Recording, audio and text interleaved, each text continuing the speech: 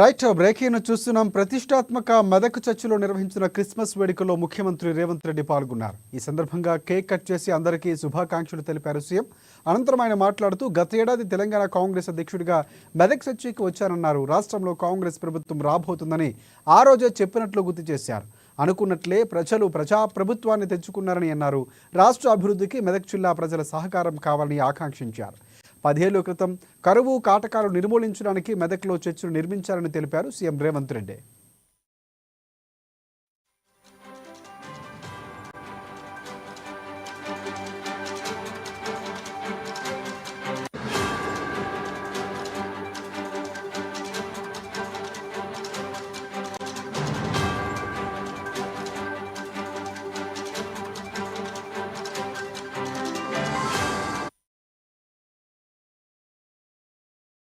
చర్చిలో నిర్వహించిన క్రిస్మస్ వేడుకల్లో ముఖ్యమంత్రి రేవంత్ రెడ్డి పాల్గొన్నారు. ఈ సందర్భంగా కేక్ కట్ చేసి అందరికీ శుభాకాంక్షలు తెలిపారు సీఎం. అనంతరం మాట్లాడుతూ గత ఏడాది తెలంగాణ కాంగ్రెస్ అధ్యక్షుడిగా మెదక్ చర్చికి వచ్చాను. రాష్ట్రంలో కాంగ్రెస్ ప్రభుత్వం రాబోతుందని ఆ రోజు చెప్పినట్లు గుర్తు చేశారు సీఎం.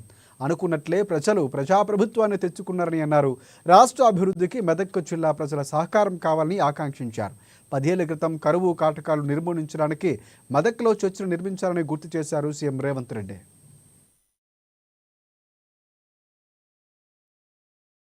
పైకి ఎక్కించుకొని 100 సంవత్సరాలు పూర్తి చేసుకొని ఒక గొప్ప దేవాలయంగా ఈ రోజు పరిడవిల్లుతున్నది. ఇది తెలంగాణ రాష్ట్రానికే గర్వకారణము. ఈ రోజు దేశంలోనే గొప్ప చర్చిగా మన మెదక్ చర్చ్ కీర్తింపబడుతున్నది అని అంటే 100 సంవత్సరాల నుంచి భక్తులు దీన్ని అద్భుతంగా నిర్వహించడం వల్ల ఈ రోజు దేశ స్థాయిలోనే మనకు గుర్తింపు వచ్చింది. అలాంటి 100 సంవత్సరాలు పూర్తి చేసుకున్న దేవాలయాన్ని భవిష్యత్తులో ఇంకా అద్భుతంగా నిర్వహించడానికి, అద్భుతంగా తీర్చిదిద్దడానికి ప్రభుత్వం దగ్గరికి స్థానిక శాసనసభ్యులు మైనంపల్లి రోహిత్, అదేవిధంగా మిత్రులు మైనంపల్లి హనుమంతరావు గారు నా దృష్టికి తీసుకొస్తే తప్పకుండా ఈ దేవాలయానికి సంబంధించిన ఎన్ని అవసరమైతే అన్ని నిధులను విడుదల చేయాలని మంత్రివర్గ సహచరుల అండతో వారందరి సహకారంతో ఈరోజు నిధులను విడుదల చేయడం జరిగింది. ఈ చర్చికి నాకు గొప్ప సంబంధము, అనుబంధం ఉన్నది. నేను పిసిసి అధ్యక్షుడిగా ఉన్నప్పుడు ఇక్కడికి పర్యటన చేసి ఇక్కడ దర్శించుకొని ఆనాడు నేను స్పష్టంగా చెప్పెళ్ళిన భక్తులకు మళ్ళీ వచ్చే సంవత్సరం ముఖ్యమంత్రి హోదాలో ఈ చర్చకు తప్పకుండా వస్తాను.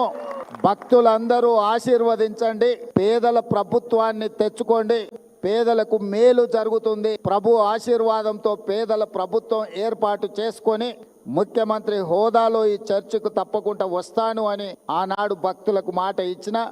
ఈ రోజు చర్చి నిర్మాణం 100 సంవత్సరాలు పూర్తి చేసుకున్న సందర్భం, అదే విధంగా క్రిస్మస్ పండుగ కూడా భక్తులందరి సమక్షంలో నిర్వహించుకోవాలని ఈ రోజు ఇక్కడికి ప్రాంగణంకి రావడం జరిగింది. చాలా సంతోషదాయకమైన పండగ.